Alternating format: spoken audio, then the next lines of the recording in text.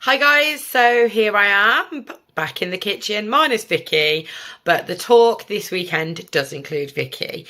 And we also have a special guest with us. It's our good friend Laura, who's also a very spiritual being. She is an energy healer, empath, an all-round awesome person. So she's joining us this week for our conversation. It's actually a really funny one. We do deep dive on some topics. We talk a lot about manifestation and maybe why you're feeling stuck and your manifestations aren't working.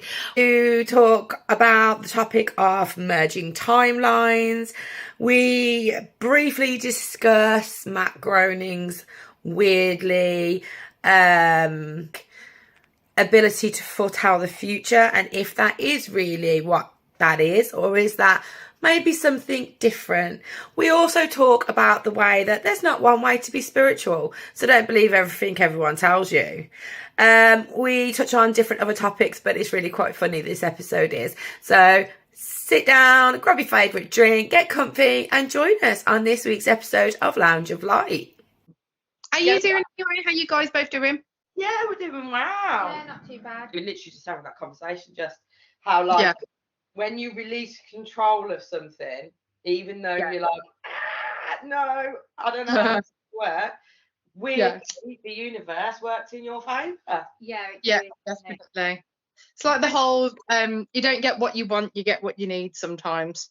Yes. Well, yeah, and sometimes I think as well what we're sort of saying is that something that doesn't seem like it would work out, Yeah, you use a weird way of making it even better than you would have wanted it to be.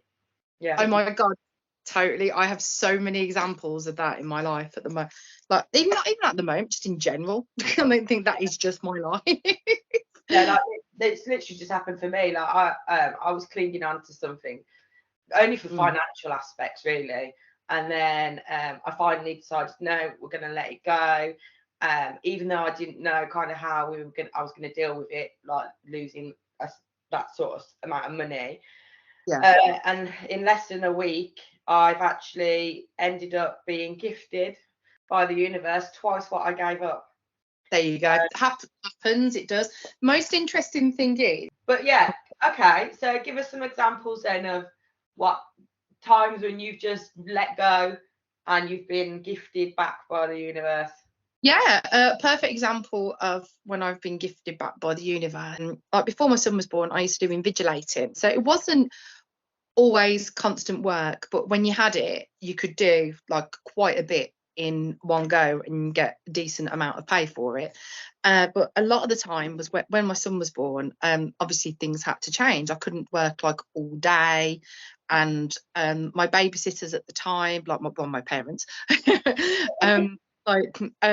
my parents at the time, I used to have to like drop my son from where I used to live. They used to live a different part of Birmingham to me, not like the other side of town or anything, but enough to have to like travel on like 2 sets of public transport and stuff like that to get to. It was only short journeys, but from someone who doesn't drive and you have to rely on public transport, I think you have to do. And we went from, so I'd have to drop him off to then go to the afternoon appointment, to go to the afternoon like invigilating session, which is only like half the day. Then you'd only do like one exam throughout that time period, and then you'd have to then get back, and then I'd have to get back to my parents, pick my son up and then go home, or sometimes my other half would come and pick us up from my mum and dad's, or vice versa, depending on what time we used to get back.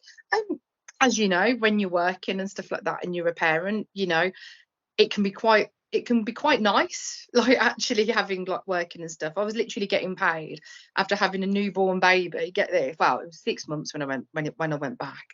I was literally getting paid to sit in a quiet room. That was like bliss. I was like, perfect. About a newborn baby. Any new parents out there and you're looking for a job that doesn't require that much stress, invigilating, okay, there is a bit of stress, but you're allowed to tell kids off and you get to sit in silence. It's great. I'm gonna go get me an invigilating job. But it was really interesting because we'd not long moved. I think we'd not long moved into our house that we're at now, and it was a bit closer and stuff to where my parents live and that, but I still had to do the same thing of only doing afternoons and doing this stuff. And it got to the point where I was like, it's not paying me to do the job.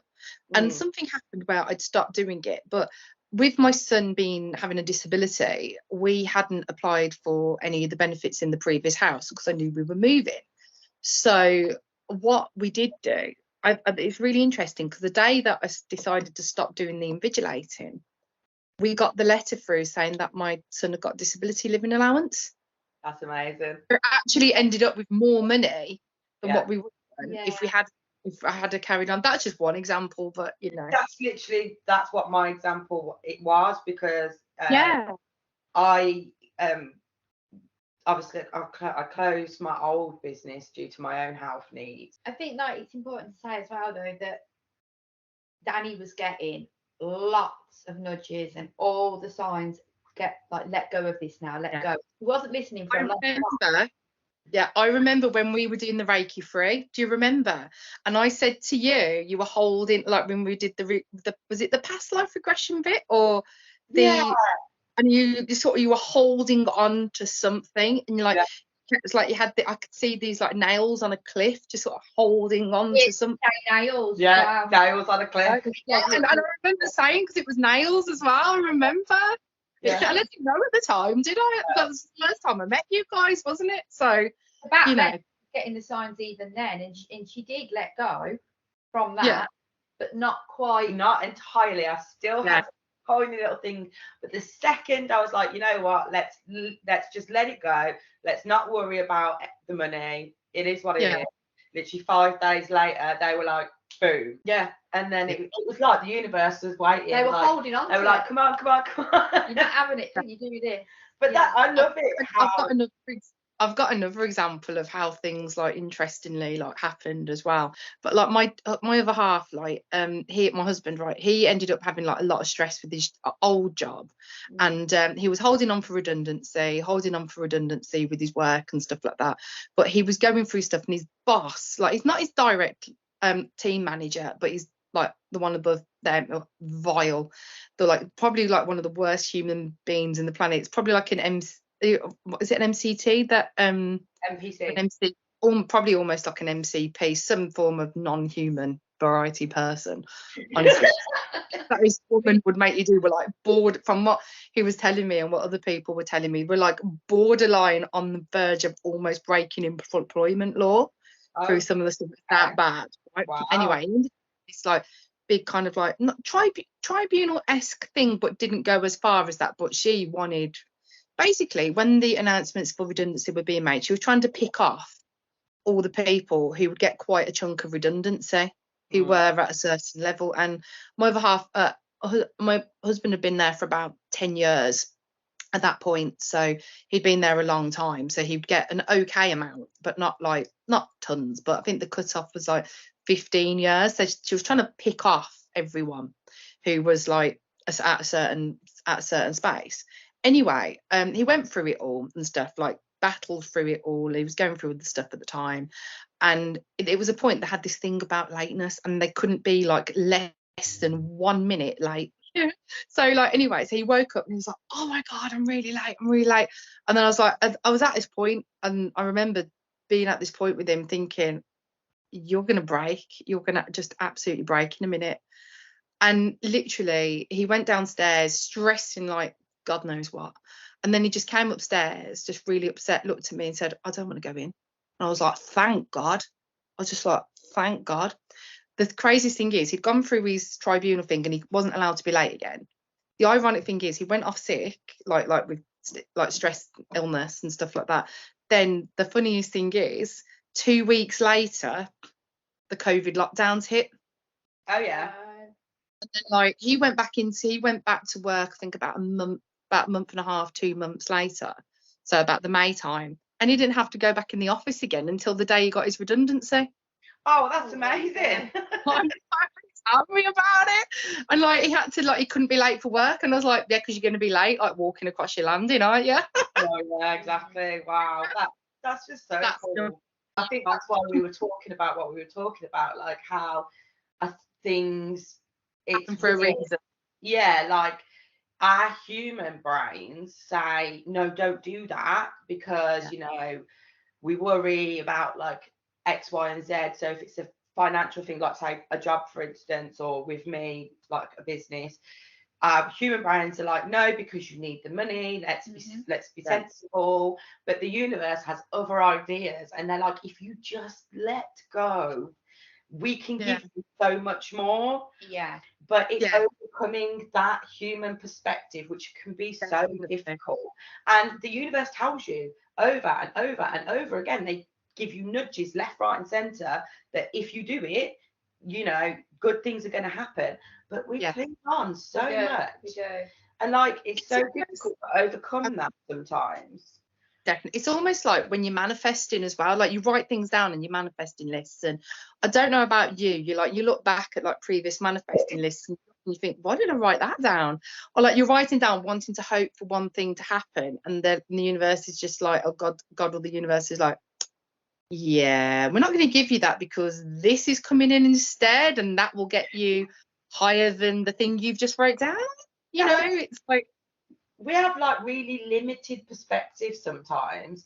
Like we want something, but you know, whoever it is up there is like, oh no, you're going to get so much better. So stop limiting your perspective. Like they say, like dream as big as, like, go crazy. Don't just limit your dreams. Yeah, it's when you are manifesting, it's, you can hold yourself back really, and you think, oh well, I don't know, I'll manifest, I really want a 3-bedroom house, I'll manifest a 3-bedroom house, but really you should be manifesting a 10-bedroom house. Because then there's more sort of option then to get something in between that then. And also though, when it comes to manifesting, we limit ourselves in the way we can receive it. So like, you know, you expect, you want a 3-bedroomed house, for example. So in our human brains, we would think that that would come about by maybe a large sum of money. Yeah. But maybe it doesn't. Maybe the universe, it gives it you in the way of, I don't know, if it's through an inheritance. So unfortunately, like a loved one passes away, so you get it that way. Or maybe you win the bloody lottery. Or maybe you land an amazing job that gives you, you know, you have to move, but the house is included with the job. Do you know what I mean? But sometimes we limit ourselves by saying, I need X amount of money because I want this, when really it's not the money you need. You just need to be open to how the universe wants to deliver the thing. Definitely, I agree with you on that one. It's like with and also it can be unforeseen circumstances, which in one respect can come across to you like hell on earth at first, and you know, it's just the worst. Like I mean, perfect example, I mean, you know, like my son's got a severe, like quite a bad disability, and stuff like that, and it's like perfect example with when we first found out, it was like, felt like it was the end of our worlds. But my husband and I have always been quite positive people and always thought the power of positive thought and all that, but I sit here sometimes and like, one of the reasons why we moved, I mean, I was kind of knew my old house I wanted to move from anyway, because it was like my first house and stuff, but at the time we were still relatively happy, you know, we were happy anyway, but we were still relatively happy, you know, we just had the garden done, our neighbours had just become really sound, and we still get on with them to this day, and they were brilliant. But when we found out about my son's condition and severe medical condition, we knew we had to eventually move house, and we needed somewhere with like space to convert, and as well as other different things. And we were looking at houses, and I remember even on I'm thinking back to like my manifesting list, at certain houses that I wrote down, or certain houses that we looked round, they looked great, but they fell through for one reason or another, whether it be surveyor's reports or other things, right? And at the times we were really gutted about them. But the house that we walked into now, like, I wasn't sure it wasn't even on the listings for the house when we just walked into the estate agents, and they said, we're going to show you this one house, but it's this and this. It's not the best house in the world, but through the people who live there just are a bit interesting. But like, it was filthy when we walked in. But Tristan, my son, walked through the door. It was like it's his house. He just, you know, when they say that like houses like attract you rather than the other way around. He just walked in. I think the lady who lived here fell in love with him. He just walked in like it was his, and he was happy as Larry. But the interesting thing is, in the other part of my manifesting of the location wise, I didn't pick originally pick the area that my house comes under, but it was close to all the areas that I wanted to look for. So it's kind of bang slap between everywhere I need to be. Okay. Plus, the nursery by where my son went to is like it's like a children's centre as well, but they do like stuff for disability stuff and things like that, and autism and diagnoses and things like that. That's one of the main centres in South, I could say where I live, like South Birmingham, is the one main key place that they take you to, and it's literally round the corner from our house. And you know, and I think about all these things. Likewise, when my son had to go to Great Ormond Street for his medical trial that he's on, like when we lived in our previous house, that was only about 2 miles further out, 2 and a bit miles further out than where we are now. We were too far to get the car, like have like the cars that the medical trial would pay for to pick you up and take you to London. Okay. Now, when we moved, we were just in the right amount of distance. That shows you had certain expectations of what you wanted, but then actually they were like, no, none of that's right. And then you end up with something that you wouldn't have even thought of having, but has worked out perfectly in a lot more ways than just the one way. Yeah, which ticked all the boxes. And the room which we originally thought would be for my son has ended up being a therapy room. At the moment, it's looking a bit like an elf's den because of like everything just being like thrown everywhere. But it's where I do like a lot of my therapies. Yeah. Oh, that's amazing. Yeah. It's just perfect. It really is. That's the thing. Yeah. It's like insane. But I ticked off everything we originally wanted for a prerequisite for a house without realising. But I remember my parents telling me, you need to go for that house. And I was like, and I wasn't really feeling it, but it picked us. Yeah. Sorry. But there's this lady that I've spoke about, I think on last episode, I can't remember, called Caitlin Diana. She's based in America. But he speaks about houses, because houses are sentient beings. They have their own energy.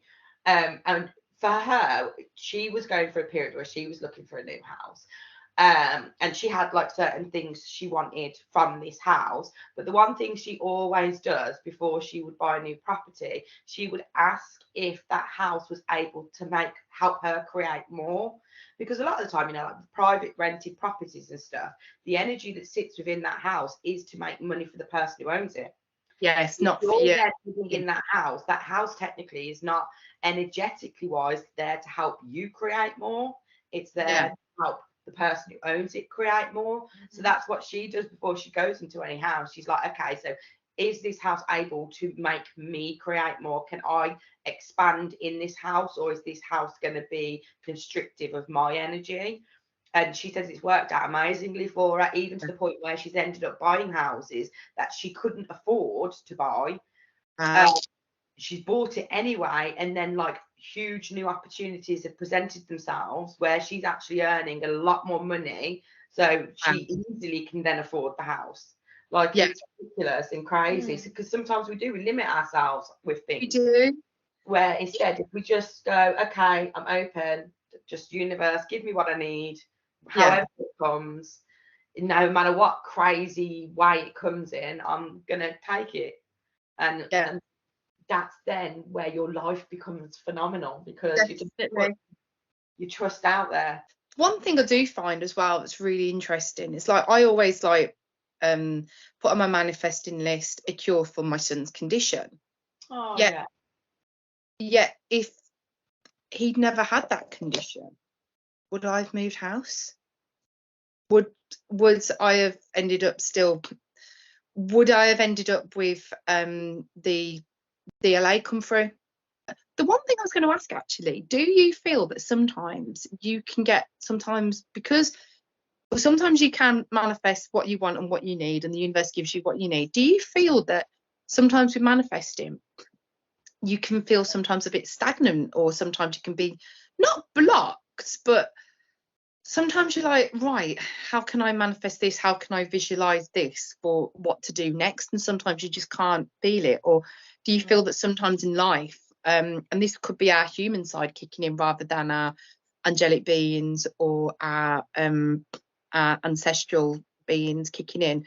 Because obviously I know that you guys know this as well. Like, I feel that you know as much as I do that we're not all just straight from the Darwinian way of life, are we? We've got elements of every kind of interdimensional being coming in and stuff, and whether you're, I don't know, not classed as an Arcturian, a Lyran, whoever, you know, this is just coming off the cuff now. So but yeah, like so do you feel sometimes you can get a bit stagnant with not stagnant but blocked sometimes if you're manifesting in visualizations? Because I've sort of been feeling that at the moment as well. Yeah, definitely. I think that happens to everybody, but I think it's necessary. Yeah. I think it serves a purpose, and I think sometimes as well, are we manifesting or are we controlling? And I think we need to really look at that. So I think it's absolutely fine to manifest, but I think once that starts to become a little bit controlling, where it's not so much manifesting anymore, it's about trying to make sure you have everything as it is and how you want it, and you're trying to plan the future to the point where it's like you're trying to control every aspect of your life, but not only yours, other people's. Then that need for stagnation does need to happen. And also going back to what you said about when you said about manifesting for your son for his cure, from a human perspective, I completely empathise with that, and I get where you're coming from, and of course you're going to want to do that, you're his mom. But we need to also look and think, well, it's not your story, in the nicest possible way, because that's his path. Yes. And can we manifest for other people, even if it is our own child? Do you know what I'm trying to say? That's such a good point, because I write down most of my manifesting. I write down good things for and I think a lot of us do this as well, don't we? Because most of us are like benevolent. Most of us are like benevolent, but there's not many people who are fully 100% selfish unless you are a complete psychopath, right? And I think that like you do manifest for other people, you naturally do it because it's that, and especially if you're an empath. Everybody. Yeah, you do. You want the best for other people, but you want them to have, because especially, and I think this is why it comes into manifesting list, is because if you do manifest, sometimes it has a little bit of a selfish element. That's why it's on there. Like you want, say, your partner to do well, or you want your like your children to do well, and like you said, it's not your story, but you sometimes want them to do well, and you put them on that manifesting list because it will also affect you as well, realistically. And like and I think a lot of that is the thing, and we always get kind of caught up in that, and I know I do. And but it's like when you're in a relationship, and let's just say you're in a relationship, it's a new relationship, not a new one, but maybe you've been together a year and you don't live together, but you as the female, you really want to move in with this chap, and so you're manifesting a house for you to buy together.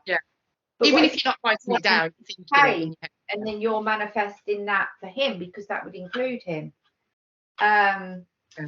It's difficult, because I think with like manifestations, it has to be solely based on like us, not external of. It makes me think a lot of the times where, you know, it's about filling your own cup first, and then the overflow is what you allow to other people. So when you manifest the things you want for yourself that's going to make you happy as an individual, then naturally you will like overflow with your manifestations to other people. It will help other people. But I think if you are aiming them at other people, it will create sort of like a discordant energy, because it is like an energetic influence on somebody else, and they've got to have their own path and choices and stuff. And it is a lovely thing to do, but that might be why you're getting the stagnancy a little bit. But also, it might be a little bit like where Danny was, not long holding ago. on to things. It might be that you may be trying to manifest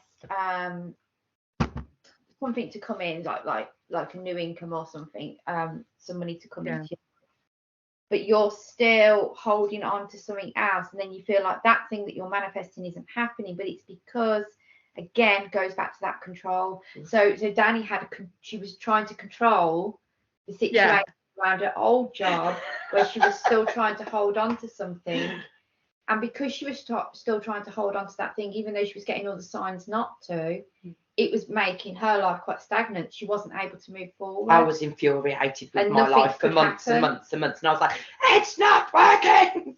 So I think when we do go through that time where we feel nothing's happening, what we need to do at that point is we need to sit down and we need to look and we need to work out where we are still trying to control certain things and holding on to things maybe that don't serve us, because it's all like energy stream. So if you have a goal and a focus, and that's where you're directing all your energy towards, but yet you're still holding on to something else, you're literally giving mixed signals out. You're like, well, I really want that, but I'm also wanting this because I can't let go of it. So they're like, well, what the hell do you want? Until you decide, you're not going to get anything. Exactly. But also it shows as well that you're not in trust. It shows that you're not trusting in what the universe can provide. And if you're not trusting in what the universe can provide, then you're not manifesting. No. Because manifesting is having trust in that you can have what you want and the universe will provide it. As long as you're a match for it. And weirdly, I love it how this happens every time. So yes, again, I saw a Facebook this morning talking about manifesting. Hey, there we go. And she's huge in her field. She teaches other people how to properly manifest.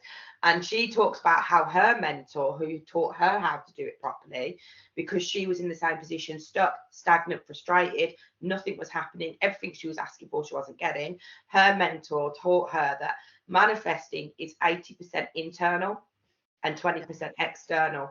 And the internal part is the belief systems you hold around it. What are you clinging on to? What are you trying to control? And then the external 20% is actually doing the work to get it. But if you are holding on to things, trying to control situations, trying to do things for others instead of self, that whole 80% is just like, well, no, it's not going to work, is it? Really. Plus, you've also got to live as well. You've also, it's I think a lot of us, especially when you're like an empath and you're into like your spirituality things and different things, and you're a healer and whatnot, you can live a bit too much in your spirituality. Like you can live a bit too much in the etheric realm, so to speak. Whereas sometimes you need to actually, like, for a bit, and this helps with the manifesting, you've got to like live your daily life. You've got to go out and do different things in order to realise, actually, this is what my life is like, because I'm actually physically living it, doing this, doing that. What do I actually want? And then that way you can see what you want as well too. Yeah, 100%. I think that you've made a really good point, and I think that it's something that can happen very easily, is that it's so obvious to look at things like alcohol, drugs, food, sex, and think that they can be forms of escapism. But I tell you now, spirituality can certainly be a form of escapism too. It really can. We get too much in our woo-woo and not enough in our actual physical realm. It creates it's almost like disassociation by spirituality. It is, and I've had times where it's happened to me, and I consider myself to be psychic. I connect to spirit, things like that. But because I have probably at certain times when things haven't been going too good in my human world, use spirituality as a form of escapism. I'm not saying that spirit have taken things away from me, but they've become a bit blocked. I have become a little bit blocked in trying to do some things, and I've really got strong signs. Like, well, I at one point, I say I've become a bit blocked, but I could hear clairaudiently, "Be human," and the repeating of just "be human, be human." And by being human, they didn't necessarily even want me to go out and, you know, do a job or do the garden or anything like that. It was silly little things like watch normal TV, like ordinary TV program, not something about spirituality. Oh my God, yeah. But something like Coronation Street. I was literally about to say Corrie. Was you? Or like Big Bang Theory, something you can just laugh, something where you're gonna have a giggle with, like normal, natural human life. Like you can get, I mean, this is gonna go out on YouTube anyway, and you can just get addicted to just swapping. Like, I mean, they say don't watch the news or things like that because it brings your energy down.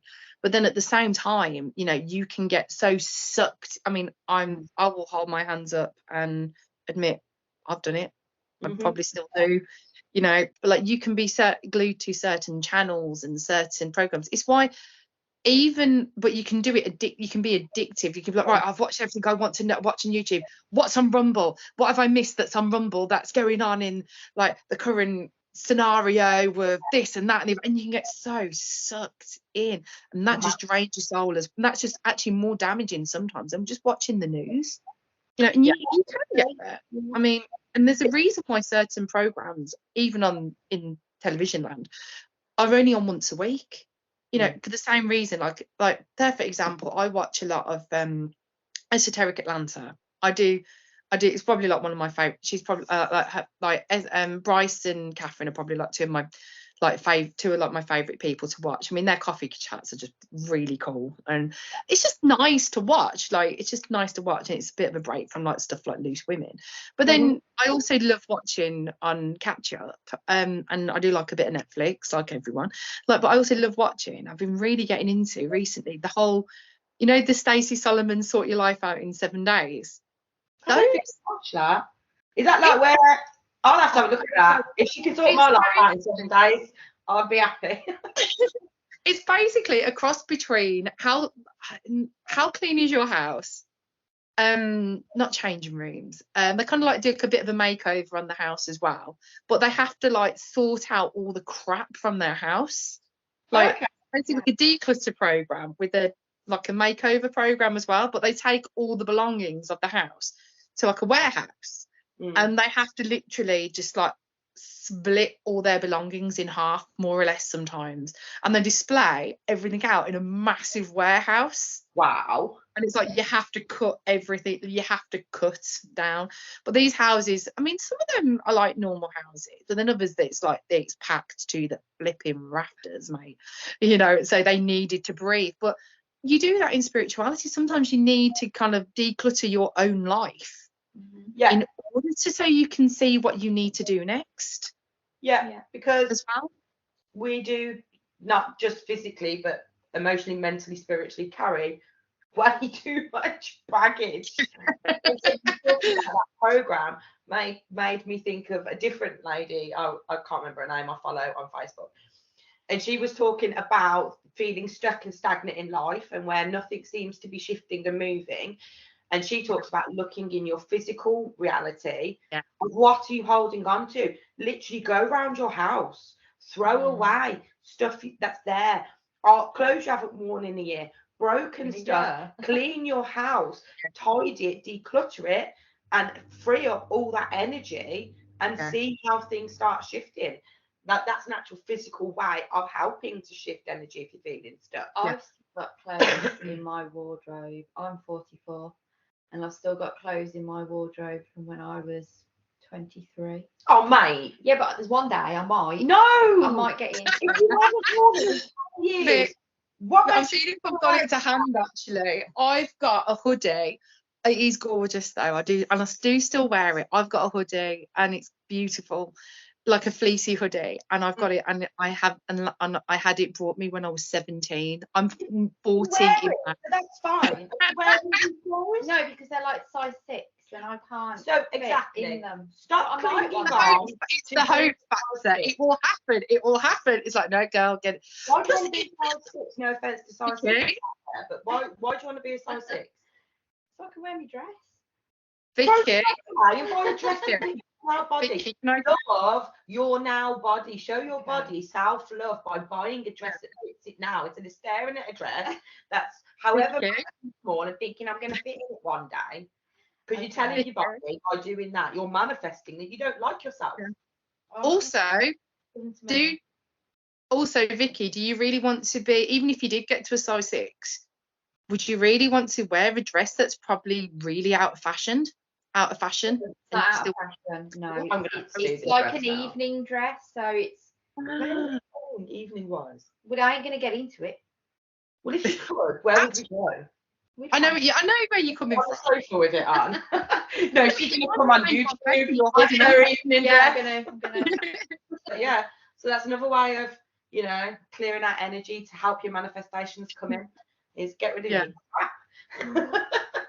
I'm the same. I will hold on to stuff for ages and ages and ages, but then all of a sudden I get like this it's really weird how it works out. And I don't know if anybody else is the same, but you get this sense of like, you hold on, then you get this massive sense of overwhelm where you're like, oh my God, I know I need to get rid of everything, but I don't even know where to start. What do I do? Help. And then you get to this other stage of like, screw this, it's gotta go. And you literally throw everything away. Slightly going off that subject, it's made me think about not necessarily letting go of stuff, but how weird that you look back and you think, well, where did that go? And how things can go missing like very strangely. So I've got some examples, and it's kind of like, it makes me feel like these are kind of like glitches in the matrix, because my mum's old wedding dress and a photo album of my grandma and granddad, their wedding album, I had them and they were always there, and then one day they just disappeared, and I didn't lose them, they just went missing. It was really strange. But I've got a really weird story about a ring. Oh yes, the ring. Sounds good. I like a good story. So years and years ago, when I was about 8, my grandmother bought me a gold ring, and it was just a little gold ring with like a heart on the front, and I chewed it, so it was a bit crooked on the back where I chewed it. And she died when I was 13. And I remember thinking when I was 13, when she died, like, I'd lost my ring. And I had actually lost the ring. It wasn't a case of not realising until years later, where's that ring now? It was just, I knew I'd lost the ring. And then, so that was when I was 13. So that would have been around 1993 when my grandma died. Years later, I mean, I must have moved since being 13. I've moved a lot, so no exaggeration when I say about 15 times. I can believe that. Up until the house that I live in now, and I moved into the house that I live in now in 2017.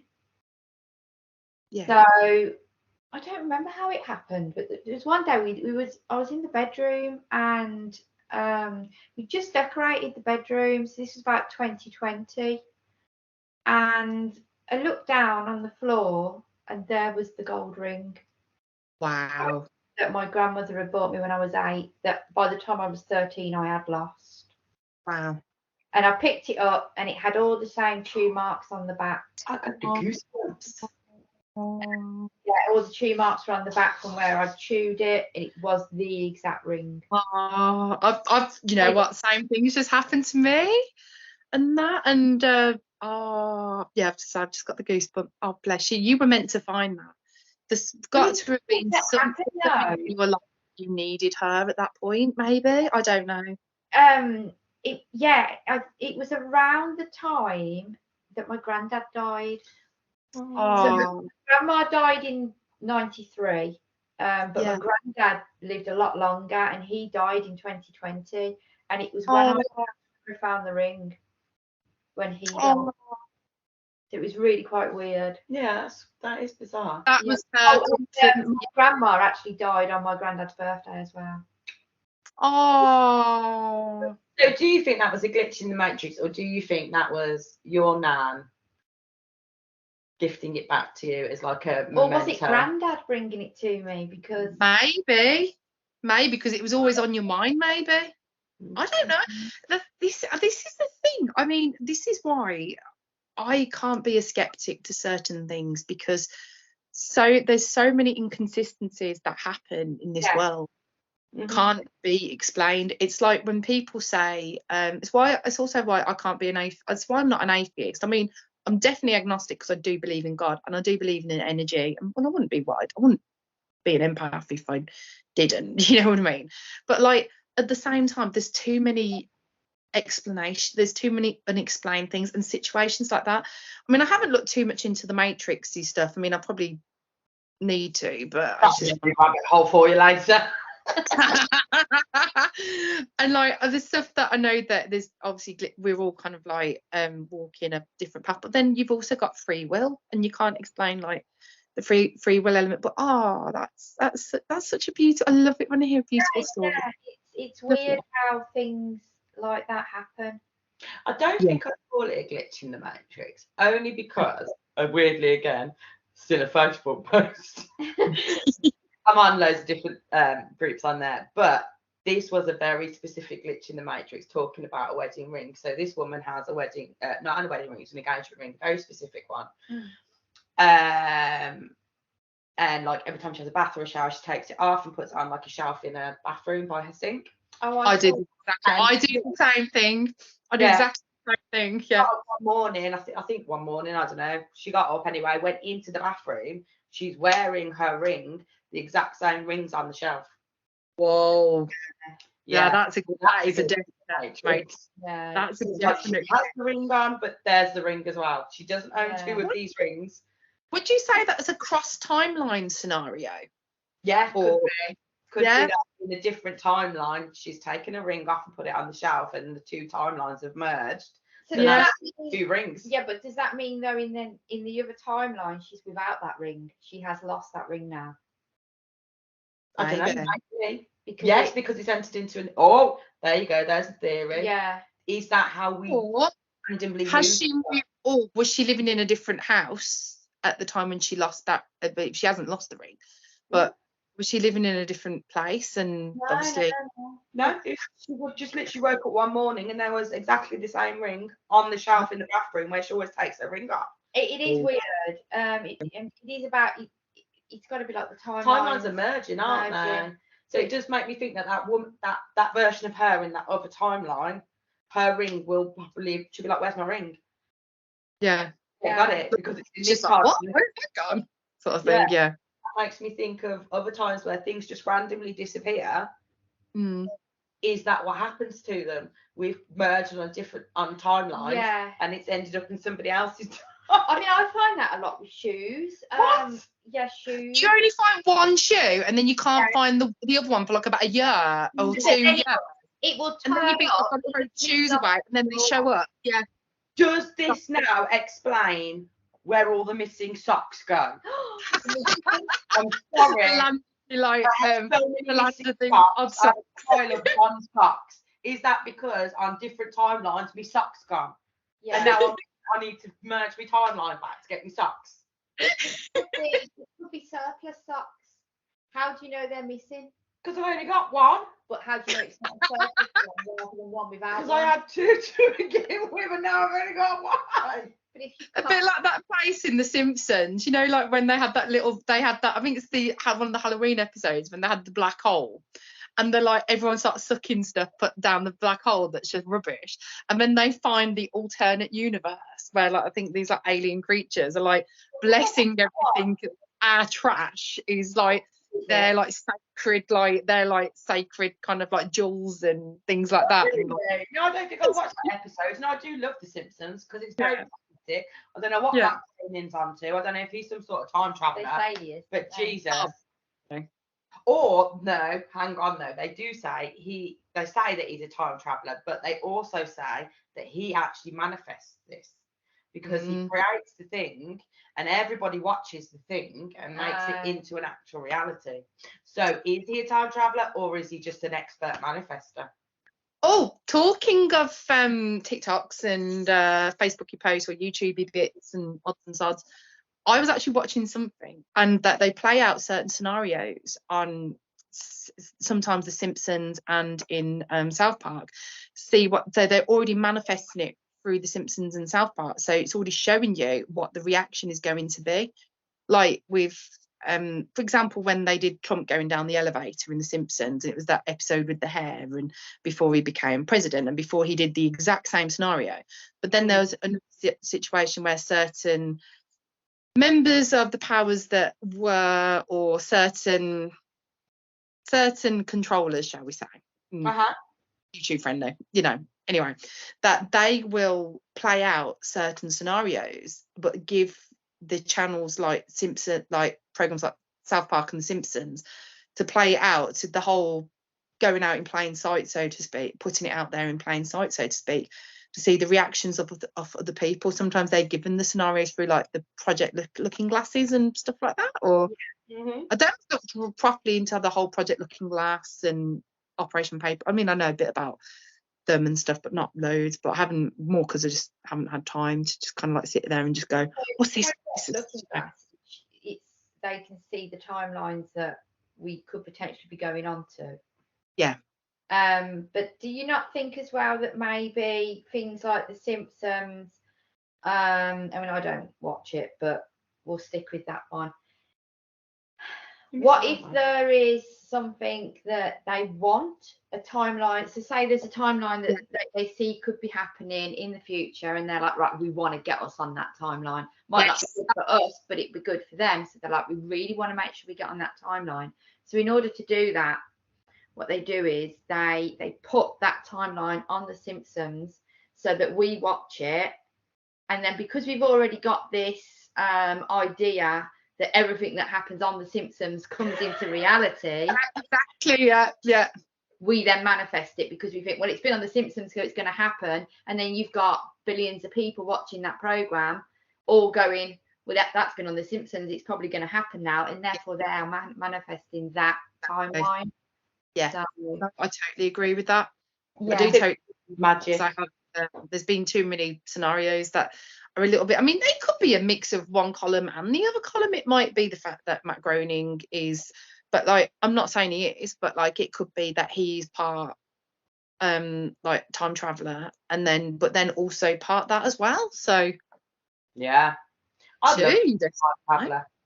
think there's more time travelers than we realize, and I think that there's people who are time travelers who don't even know that they're time travelers. Well, yeah, I mean, technically everyone's a time traveller. Yeah. What we at night we astral project and we can go wherever we like within any timeline. We're just not consciously aware we're doing it. Yeah. Yeah, and then like dreams. I don't always think dreams are. I do think you can have dreams where you kind of like heal your trauma, so you'll live out scenarios to heal certain things that have happened in this life. But I feel we do have dreams that are some symbolic things in them that have meaning to the life that we're living today. Like me, I have a lot of prophetic dreams. You do, yeah. But I also feel dreams as well. that I feel that we have dreams where we are able to. It's not so much a dream; it's we are waking up and remembering another timeline that we're living on, that we've been in while in sleep. Yeah. Yeah. I've had a couple of things like that happen as well, definitely. Yeah. I always joke with that. I always joke with my friend our friend who lives in New Zealand. I always say, you know what, you could pretend you're like a psychic or something because you're always like 12 hours ahead of everyone. Yeah, you could. You could. I know what's gonna happen. I don't know. Yeah, I've already lived it. That'd be weird. I was joking, but I was talking about dreams and things. I had a crazy one the other night. But kind of in terms of letting everyone about like clearing out things and stuff. I had this really crazy dream that I was walking up to my house and I had all this stuff in our house all over my garden. It's like somebody took some stuff, everything out of my house and whatnot, and to put it in my garden, like in the kind of the front part of my garden. But the front part of my garden, with having a corner house, people just walk past and I was like, oh my god, my stuff's gonna go. But then this stuff wasn't mine, and it was a cross between old baby toys of my son's and big objects in the garden. I'm like, I was really freaking out about it. Like, why is all this stuff in the gut? Like, why I need to get, and I was wanting to grasp at it, but maybe I need to maybe it's just me saying you need to let go of this stage. I don't know. It was a weird one. You could be working through some stuff subconsciously there while you're sleeping, letting go of old memories that you don't need, hence why it's now not in the house, it's out in the garden. And you in the dream stressing out because you're like, oh, I need this stuff, but you don't. So yeah, it's probably just like Vicky said, like a subconscious sort of like clearing out of your brain. Yeah, definitely. Old clutter that doesn't need to be there. Yeah. But dreams, I wish more people paid attention to their dreams. Like you have to interpret mine because I have the weirdest dreams. It's insane. Yeah. But not enough people pay attention to their dreams, and we are given so much information in our dreams. What's frustrating though is, and you are right, we should pay more attention to our dreams. But I did two times this week I've woken up. One was this morning and one was a few days ago. Well, I hope you've woken up every morning, not just twice. Are you still asleep, Vic? I've woken up the most brilliant dream, and one of them was this morning, and I thought straight away, I need to remember that, but then it just goes. I just forget. To voice note it, like the second you get up. Yeah, but when I wake up and it's like that, but when do you do that? I tend to do it in the middle of the night. If I wake up and I have a really rando, bizarre dream, I'm there in the middle of the night, voice noting myself, and I send it to her. I'm like, welcome to installment 654 of my really fucking weird dreams.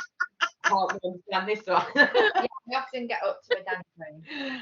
But yeah, but first thing in the morning I won't get up and do it. It's always if I wake up in the middle of the night, because I'm like, I can go back to sleep, so it's fine. I never wake in the middle of the night though. It's always mine. I have to remember the morning ones because I sleep all the way through. But do you not think then? They always say, if you remember your dream had a message. All dreams have messages, but if you really remember it, even after waking, then that's got important messages in. So the one a few nights ago, the only I remember about that was there were two front doors, white front doors. They were on different parts of the building. Oh, what path are you going to say? It was like a flat, like a row of flats. But there was these two white front doors in different places, and they both had a silver number 10 on them. 10s are endings and beginnings, and there's two doors. So which door are you going to take? But in that dream as well, there was a baby elephant with really big ears that were almost like wings. Dumbo. He was so cute. But what did Dumbo do? He had faith in himself, and he had to believe in himself that he could fly. And what did he do? He took his leap of faith and realised he could fly. So you've presented with two opportunities. Are you going to continue down the path where you don't have any faith in yourself and don't feel you can fly? Or are you going to take the other path and the other door where you take that leap of faith, you give trust to the universe, and you fly? That's the door as well. In you. Okay. The door as well. All week. Yeah, see? So that dream is literally telling you, you've got two choices. What do you want to do? What are the two choices though? To believe in yourself and have faith. Okay. And just trust, or to carry on what you're doing as you are now. And neither is wrong. Both are perfect. Vic, can I tell you something which is a bit messed up? That same dream where I dreamt about the stuff being in the garden, I looked at my front door. My front door's white, and in the dream, my front door of my house that I'm at now had gone from white to silver, like a silver metal. It was great. And I was like, what the? I was like, what's happened to my front door as well? So I was like, door was silver and metal. yeah, like metal, almost like a steel door. Well, that's showing you that crap that's in the garden. That's not allowed back in the house. Yeah. You're not allowed to put that. No. Oh That's my good God, to I know. should do this for a living, interpreting See? people's You can dreams. interpret- I can't interpret my own though. No, I mean, anybody should tell you to be, I don't know, like a spiritualist or something, Vic. I don't know. You know. Go figure. Danny. Oh, sorry. Right. Right. Yeah, I was just saying to Danny, that sometimes like if you have got something going wrong and stuff, or in your own life, do you sometimes feel that it's like that? Do you think there was a time when you'd think it was like, say, oh, I'm having a spiritual attack, when reality is just shit that's happening in general, like, and there's no control over it? I don't understand. It's like when your energy's depleted, low, everything seems to be going wrong. Something goes wrong. Yeah. Would you see that as just life, or would you be in the mindset that it's somebody is purposely, or not purposefully, because we do drain other people's energy fields without even realizing we're doing it, and we do constantly send spiritual attacks to people by you're in a fucking traffic jam and you're swearing at the person in front of you, or someone's just cut you up and you're like, that's an energetic attack on them. I do absolutely do believe that, we can be victims of spiritual attacks. I do think, and even unintentional spiritual attacks, where maybe, like Danny just said, in a traffic jam, that person doesn't really want any harm to come to you, but in that moment they're like, you fucking bitch, kind of thing, and then it might do a little bit of negative energy. But again, I think we need to go back to what we spoke about earlier when we said, and I was going to bring this point up then and I forgot, but maybe that's why it's come up, because maybe spirit do want me to bring it up, and that's that spirituality can become a form of escapism, but it can also become everything has to have a reason. Everything that happens has to be spiritual of some kind. Everything that happens is because of this, because of that.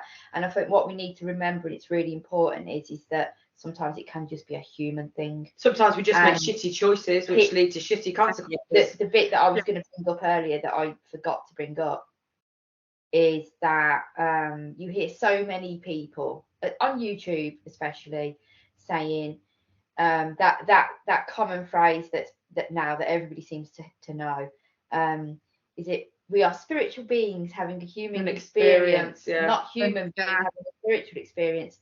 But actually, we are spiritual beings having a human experience, and I totally agree with that. But what tends to happen is that we forget we're having the human experience, and that is so important. We have deliberately decided to come here to be human. Yeah. So yes, we are spiritual beings, but right now we are human, and humans and life and the earth realm includes crap, includes low mood, includes emotion, and we are here to experience that range of emotion, whether it's good, bad, whatever. And so sometimes, things are shitty and we're not going to be happy all of the time while we're human. We're going to experience the boring, the dull, the down, the anger.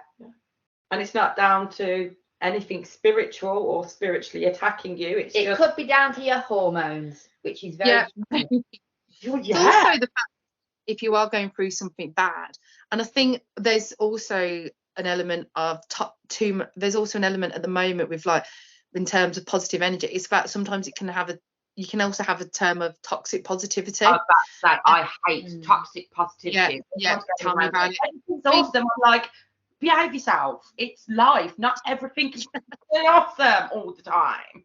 Yeah, I mean, it's good to feel. It's good to experience every emotion, isn't it? If something does go wrong, you're naturally going to be upset. Yeah. But I think the remember is that from the spiritual perspective, before we came down here, don't come down here, be human, and rob yourself of the human experience that your spirit really wanted to have, because that's why we've come here.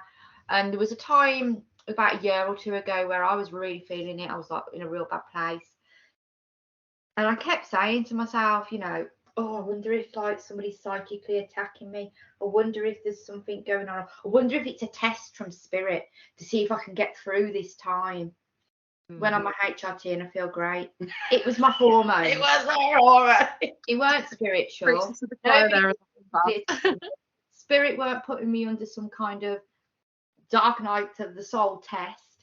I just needed to balance my hormones. So for any ladies out there who are of midlife age and are feeling the same way, go to your doctors and get your hormones levels checked. And if not, there'll be a spiritual attack. Oh, Not yeah. really.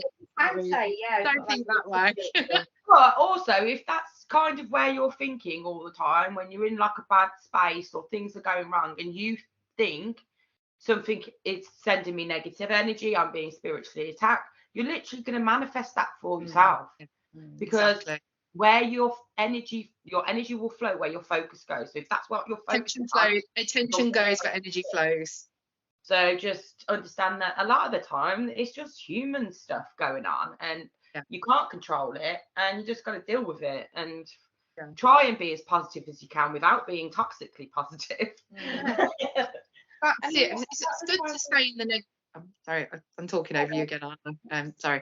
I think it's good to like stay in, if you're feeling down, recognize the emotion, feel it, deal with it, but then don't stay there too long, or stay there for as long as you need to be and then move on, but know when it's right to move on. To experience the feeling, because you might have to experience that feeling. Like I had something happen recently where I just got so upset and I wasn't expecting it to happen, but it was building and I had to come to the realization of it. And it took me about a good week and a half, 2 weeks to properly sit down, write it down, process it before I could move on to the next stage of it. And I think as long as you take those little baby steps through, you'll get through it. And you know, whatever it is, whoever's watching this who is going through something daunting, just write down just journal how you feel about it, and then that way somewhere you'll find your answer, or you'll find the next step. And even if you just find that little baby step, all those little baby steps will get you to where you need to be and you get yourself back up again. 100%. And we're not saying at all that things like dark night of the soul don't exist, because it absolutely does. But I do feel there's, like Laura's just said, in the way you've just described that, everything happens for a reason, and that, you know, things do serve a purpose, even these horrible negative emotions. And as long as we're not in resistance to it and we allow ourselves to just go through it, you're not going to stay there forever. If you keep resisting a certain, say if you're feeling a depression or something, and you're trying to resist that, trying to control that, then it's going to take longer to get through that, because you obviously need to go through that. Because everything serves a purpose. You come out the other side stronger, more knowledge, probably more determined. It's like even happiness. I mean, this is going to sound really bizarre, but not everything you think is good, and everything you think is bad is bad. It's weird. Like, I think how emotions are so complicated, and the emotional body is so complicated, and I think that's why coming to the earth realm to experience emotion is really hard. Because I mean, I've had experience before where extreme happiness has caused me anxiety. So people will say, be grateful. You know, gratitude is really important. But gratitude at one point gave me anxiety, because I was scared then I was going to lose that. You're holding on. I struggle with health anxiety, and I watched a girl on TikTok. Her name's Natalie, and she hit the nail on the head, because I've never heard anybody else say this before. But she turned around and said it was happiness that caused her health anxiety. It was gratitude. And that's the first time I'd ever heard anyone else say that. And I sat there and I thought, that is how I've been feeling. But also, emotions can be confused, because sometimes anxiety and excitement can feel the same. They can. But you mislabel one as the other. Well, you had that message a while back from Spirit, not to confuse excitement for anxiety. Because sometimes you can feel like you're on the precipice of something big, and that because you don't know what it is, you're not sure how you're meant to feel about it, because you're like, something's coming in. You can feel sometimes something is going to come in, whether it's good or bad, you don't know, but you're not meant to know yet. And you know, when we were saying about how like being in spirituality and stuff like that isn't good, but then if you are in a depressive state, or in that kind of like nervous anxiety feeling, if you're feeling depressed or whatever, it is good to get a treatment. You know, it's still good to get like a healing treatment or something like that, you know, just to kind of get you through it in a healthier way than hitting the bottle or something. Oh God, yeah. I don't think spirituality is bad at all. I think spirituality is absolutely amazing, and it's helped me heal. Because we all many work in this. Well, yeah, and I'm not going to lie. If it hadn't been for spirituality, I would still be in a really, really dark place. Spirituality has helped me so much, and the healing that it provides. However, what I mean is that we just need to be mindful that we are still human, and human things still need to happen. We're not using it for escapism. And there have been times where I have felt a bit down or whatever, and I've zoned into my spiritual stuff too much and forgot that I'm human, and that means that being human, I've got a partner, children, a house, you know, a TV that's got programs on. Sometimes the most spiritual thing you can do is just whack on your favourite DVD, whack on your favourite film, and just chill and laugh your face off. Yeah, 100%. Get back into the physical realm and out of your head, because that's where a lot of the problems are. We just don't want to take away from ourselves the reason that we came here. Yeah, definitely. Yeah, I think that's it. And everyone says, oh, you've got to get the balance with this, you've got to get the balance up, but it's true, you do. You know, that's the playground, we're here to play.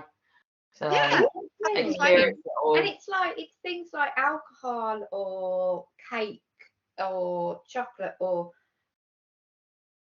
sex or whatever. You all people be like, you know, we can't be doing too much of that, this, that, and the other. But where else can you experience it? We came here to eat cake. We came here to try a bit of alcohol. You know, to have a party, to see what it's like to be able to do all these things that actually make more versions of us. And you wouldn't go to Alton Towers, which for people that don't know is a theme park. You wouldn't go there and not go on any of the rides, just sit by the lake and feed the ducks. But you know.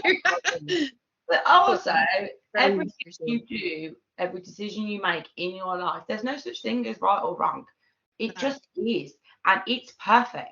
So if you choose to go one night and get absolutely smashed off your face on all the alcohol you can find, that's perfect. And the next day, if you choose then to say, oh, I'm not drinking for like the next 6 months, perfect. Or you want to eat all the cake, perfect. There is no right or wrong decision. It's just a choice. Choices have consequences. Okay, some are nicer than others, but well, exactly. So you know, I could think that I might eat all the cake, which I do eat all the cake. But if I'm going to eat all the cake, which I do keep doing, I need to get rid of that size 6 dress, because the two ain't going to go together. Yeah, exactly. Yeah, that's exactly it. I think we beat ourselves up too much on making decisions and choices, especially in the spiritual realm, because, you know, you're not supposed to drink, you're not supposed to smoke, and you're not supposed to eat meat and all this, rah, rah, rah. Eat the fucking cake. Yeah. Just enjoy the cake. Yeah. Like, stop it. Enjoy life for what it is. It's like at the moment, going through something where I'm not drinking much, and I almost went to the stage of like, you know, I am literally going to quit drinking. Yeah. But to be honest, the last few times I have gone out with my mates and had drinks and I've had the best night ever, not because I was drunk, but because of the company I was with. And like, I've had nights when I've had drinks with other people and had a crap night. It's the company and the energy you're with. If you're there with good energy and everybody's in a good place and you have drink, great. If you're not, don't. It just is, to follow yourself. You can take things to an extreme, and we can use it for escapism. It can become a problem. So if there is that obvious, if that problem is there, then you do need to get help with that. Definitely. If not doing something because you're trying to be spiritual. Oh God, yeah. That's the point that we're making, isn't it? That's the point. Yeah. There is no one way to be spiritual. Yeah. I'm a very spiritual being, but last night I went to the Prodigy concert. I was drunk. I came home and ate all the bread, and I shouldn't eat wheat because I'm allergic to it, but I ate all the bread. I was like, I don't care. I need a new, and that's it. Like, you just need to get the balance, and you need to enjoy the life that you have, and you're here for a good time. So if anyone who's watching this who thinks you have to give up all the nice stuff to be spiritual, no, you don't. You can still do that. No, you don't at all. You don't. More fun you have, the better, because the more fun and joy you have in your life, the more your vibration raises anyway. And I think as well, I do want to make a point, and this might pee a few people off because there's a lot of people that state this. We like triggering people. But this whole well, if you drink alcohol, if you eat meat, if you I don't know, whatever, you won't open your third eye. Well, nothing wrong with my third eye. My third eye's banging, and I do all the things. So yeah. You know what? That's it. I mean, if you don't want to eat meat, fine. If you don't want to drink, fine. But at the same time, don't feel that that's the key to get through the next bit. So we really hope you enjoyed this week's episode. We had a great laugh filming it, and if you have any comments you wish to say, then just drop it down below. If there's any sort of topics you want us to talk about, then please do let us know. These topics of conversation, they're here to benefit you as much as they're here to benefit us. So we would love to hear those. As always, it really helps us and our little community if you could give us a thumbs up, hit the bell notification to know when the next episode drops, and share this to anybody who you think would benefit from it. Have an awesome week, guys, and we'll catch up with you next week.